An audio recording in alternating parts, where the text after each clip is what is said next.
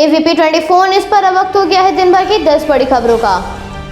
राहुल गांधी ने प्रधानमंत्री पर निशाना साधते हुए कहा, देश को पीएम आवास की नहीं सांस चाहिए। इसके साथ ही राहुल गांधी ने प्रधानमंत्री पर तंज कसते हुए कोविड महामारी को मोविड महामारी कहते हुए ग्राफ साझा किया। राहुल गांधी आए दिन केंद्र सरकार पर हमलावर रुख अपनाए हुए नजर आते हैं। राहुल गांधी के साथ साथ कांग्रेस नेता रणदीप सुरजेवाला ने भी मोदी सरकार पर निशाना साधते हुए कहा, अब समूचे विश्व के वैज्ञानिक मुखरता से कह रहे हैं, भारत में महामारी की राष्ट्रीय तबाही के जिम्मेदार नरेंद्र मोदी और उनकी सरकार है।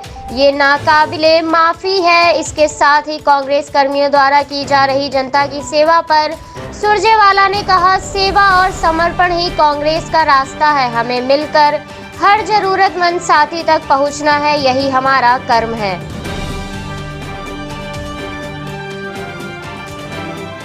अफगानिस्तान की राजधानी काबुल में शिया बहुल पश्चिमी हिस्से में 8 मई को एक स्कूल के नजदीक बम धमाके में 55 लोगों की मौत हो गई और 150 से अधिक लोग घायल हुए हैं। प्राप्त जानकारी के अनुसार इनमें ज्यादातर महिलाएं शामिल हैं। तालिबान में नागरिकों को निशाना बनाकर किए गए हमले की निंदा पूरे विश्व में की जा रही है। आंतरिक मंत्रालय के प्रवक्ता तारिक अरियान के अनुसार शिया बहुल दस्ते बारची भारतीय इलाके में स्थित सैयद अल शाहदा स्कूल के नजदीक हुए धमाके के स्थान से एम्बुलेंस के जरिए घायलों को निकाला गया। हालांकि अभी तक इस मामले की जिम्मेदारी किसी संगठन ने नहीं ली है, लेकिन पूर्व में इसी शिया बहुल इलाके में हुए हमलों की जिम्मेदारी इस्लामिक स्टेट ने ली थी।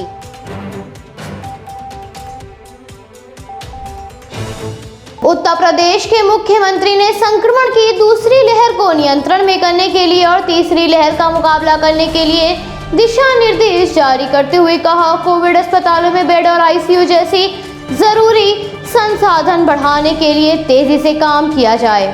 निजी अस्पतालों में हो रही शोषण की शिकायतों पर मुख्यमंत्री ने सख्त कार्रवाई के निर्देश जारी किए हैं। मुख्यमंत्री ने संदिग्ध संक्रमितों की निगरानी, जांच और संक्रमित के इलाज के साथ कोविड प्रोटोकॉल का पालन कराने, सैनिटाइजेशन, ऑफ सीजन दवा बेड की उपलब्धता सुनिश्चित करने पर खास जोर दिया। मुख्यमंत्री ने कहा, वैक्सीनेशन अभियान में तेजी लानी होगी। तीसरी लहर का खतरा सामने है, लिहाजा अस्पतालों में तुरंत संसाधन बढ़ाने पर ध्यान दिया जाए। अस्पतालों में बेड और आईसीयू की क्षमता होनी चाहिए ताकि हर मरीज को इलाज मिल सके। सख्त लहजे में मुख्यमंत्री ने कहा, निजी अस्पतालों में मरीजों के उत्पीड़न का मामला सामने आता है तो उसके खिलाफ सख्त कार्रवाई की जाएगी।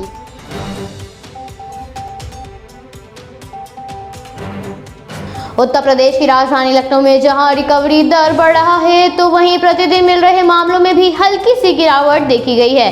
वाराणसी के BHU में तैयार किए गए 750 बेड के अस्थायी अस्पताल में व्यवस्थाओं का जायजा लेने के लिए मुख्यमंत्री वाराणसी पहुंचे। संक्रमण के चलते योगी सरकार द्वारा उठाए जा रहे सख्त कदमों का असर नजर आने लगा है। प्रदेश में संक्रमण काफी हद तक नियंत्रण में आया है। ऐसे में अस्पताल का जायजा लेने के लिए मुख्यमंत्री वाराणसी जाएंगे। इसके साथ ही मुख्यमंत्री वाराणसी में कोरोना संक्रमण से निपटने के लिए मंडल स्तरीय समीक्षा बैठक भी आयोजित करेंगे, जिसमें जनप्रतिनिधि भी शामिल रहेंगे। BHU में DRDO की मदद से बनने वाला अस्पताल लखनऊ के बाद प्रदेश का दूसरा कोविड अस्पताल है, जहां मरीजों का इलाज होगा। अस्पताल का काम लगभग पूरा हो चुका है। जिलाधिकारी कौशल राज शर्मा के अनुसार तैयारियों का जायजा लेने के लिए मुख्यमंत्री स्वयं आएंगे और हॉस्पिटल का निरीक्षण कर मरीजों की जांच सहित अन्य व्यवस्थाओं का जायजा लेंगे। इसके अलावा कोविड को लेकर मंडल स्तरीय समीक्षा बैठक भी आयोजित की जाएगी, जिसमें संक्रमण से निपटने के कदमों की जानकारी मुख्यमंत्री को दी जाएगी।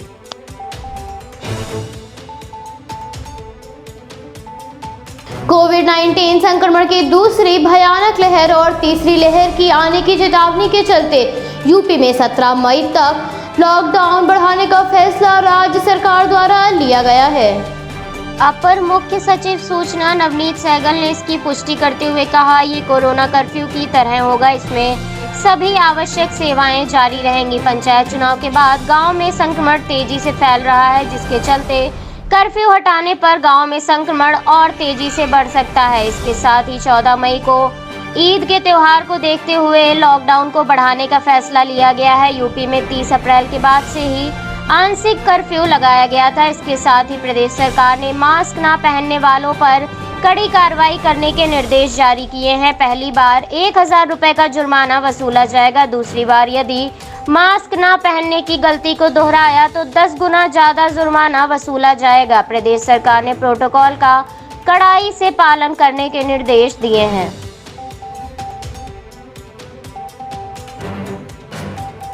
भारत में संक्रमण के फैलने के कारण ऑक्सीजन की कमी हो गई है। ऐसे में प्रदेश के विजयवाड़ा से गवर्नमेंट जनरल हॉस्पिटल के लिए 18 टन मेडिकल ऑक्सीजन लेकर निकला टैंकर लापता हो गया था।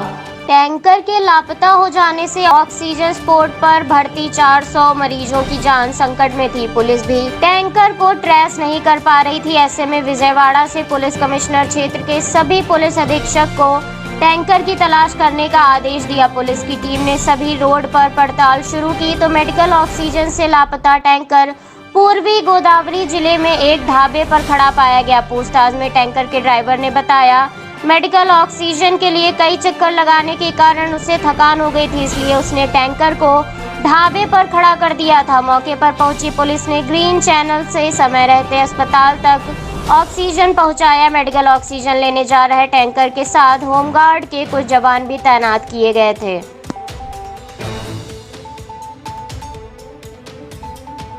भारत में जैसे जैसे संक्रमण तेजी से फैल रहा है वैसे ही तेजी से चिकित्सा उपकरणों की कालाबाजारी की जाने लगी है। ऐसा ही एक मामला मध्य प्रदेश के सिवनी से सामने आया, जहां संक्रमण से लड़ने में सबसे महत्वपूर्ण दवा रेमडेसिविर की कालाबाजारी हो रही थी। मामले में मुख्य आरोपी कमलेश्वर प्रसाद दीक्षित को ग्वालियर स्टेशन से गिरफ्तार किया गया है।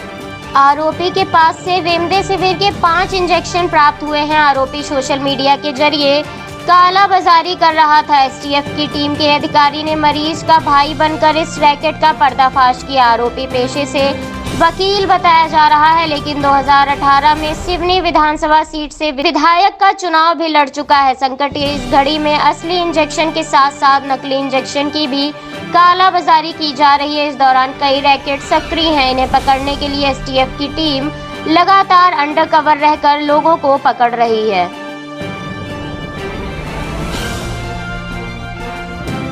कोरोना संक्रमण दिन पर दिन भयानक रूप धारण कर रहा है। ऐसे में मरीजों की लापरवाही का एक और बड़ा मामला सामने आया।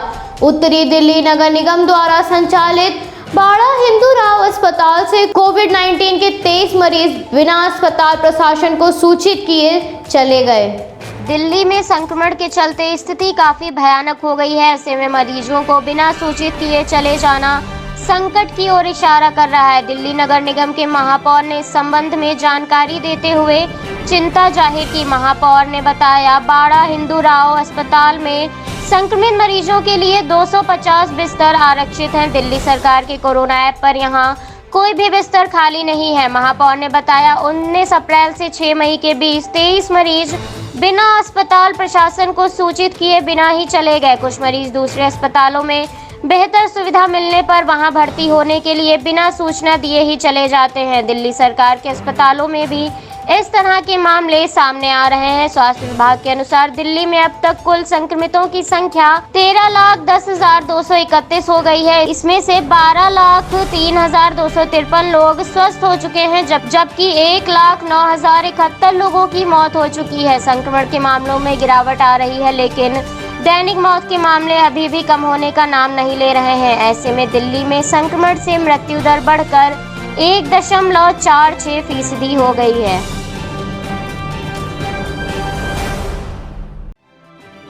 भारत में संक्रमण की दूसरी लहर दिन पर दिन भयानक रूप धारण कर रही है। ऐसे में पाबंदियों का सिलसिला भी बना हुआ है। गोवा में भी संक्रमण का कहर कायम है, जिसको देखते हुए गोवा में लॉकडाउन लगा दिया गया है। ये लॉकडाउन आज से शुरू होकर 15 दिन के लिए जारी रहेगा। ये लॉकडाउन आज से शुरू होकर 30 मई तक जारी रहेगा। कर्फ्यू के दौरान medical shop, grocery shop, stand on loan, शराब की दुकानें, एटीएम, बैंक, अस्पताल और मेडिकल सुविधाएं सुबह 7 बजे से दोपहर 2 बजे तक खुली रहेंगी। हालांकि casino, bar, restaurant, community hall, water park, cinema घर, सैलून, जिम, पार्लर, स्कूल, धार्मिक स्थान और बाजार पूर्ण रूप से बंद रहेंगे।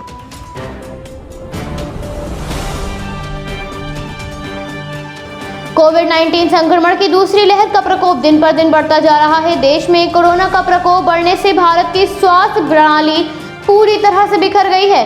पिछले 24 घंटों में कोविड-19 के 4,03,738 मामले सामने आए। इसके साथ ही 4,092 लोगों की जान चली गई है। सैकड़ों मरीजों को इलाज न मिल पाने के कारण मौतें हो रही हैं। सक्रिय मामलों में भी तेजी से इजाफा देखा जा रहा है। इस समय भारत में सक्रिय मामलों की संख्या 37,36,648 है। 3,86,444 लोग डिस्चार्ज हुए हैं। इसके साथ ही इस महामारी से स्वस्थ होने वाले लोगों की संख्या 1,43,17,000 हो गई है। अब तक भारत में इस महामारी से ग्रस्त होने वाले लोगों की संख्या 22,29,600 के पार है। इस महामारी से अब तक लगभग 2,42,300 से ज्यादा लोगों की मृत्यु हो चुकी है।